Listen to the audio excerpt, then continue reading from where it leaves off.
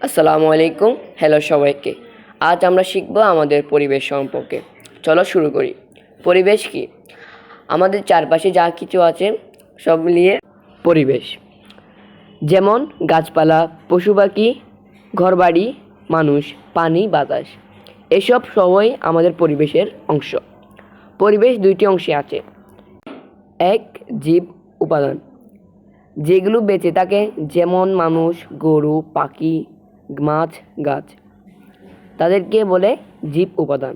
অজীব উপাদান, যেগুলো বেঁচে থাকে না, যেমন পানি, মাটি, বাতাস, সূর্যের আলো, পাথর। পরিবেশ কেন দরকার? পরিবেশ আমাদের অনেক উপকার করে। গাছপালা আমাদের অক্সিজেন দেয়, পানি পান করতে কাজে লাগে, মাটি ফসল ফলাতে সাহায্য করে, সূর্যের আলো আমাদের শক্তি দেয়। তাই পরিবেশ ছাড়া আমরা বাঁচতে পারি না। পরিবেশ পরিষ্কার রাখা কেন জরুরি? যদি আমরা ময়লা ফেলি, পানি নষ্ট করি, গাছ কাটি, তাহলে পরিবেশ দূষিত হয়। এতে মানুষ ও প্রাণীর ক্ষতি হয়। আমরা কিভাবে পরিবেশ রক্ষা করব? যেখানে সেখানে ময়লা আবর্জনা ফেলবো না, বেশি বেশি গাছ লাগাবো, পানি অপচয় করব না, চারপাশে পরিষ্কার রাখবো। ছোটো ছোট্ট প্রশ্নোত্তর করি। গাছ কি জীব উপাদান? হ্যাঁ নাকি না?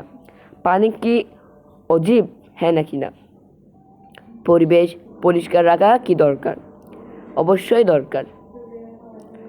মনে রাখবে, আমাদের চারপাশের সব কিছুই মিলেই পরিবেশ। পরিবেশ রক্ষা করা আমাদের দায়িত্ব। আজ আমরা শিখলাম আমাদের পরিবেশ সম্পর্কে। ভিডিও ভালো লাগলে লাইক, শেয়ার অ্যান্ড সাবস্ক্রাইব করবে। আবার দেখা হবে নতুন ভিডিওয়। আল্লাহ হাফেজ। Bye bye.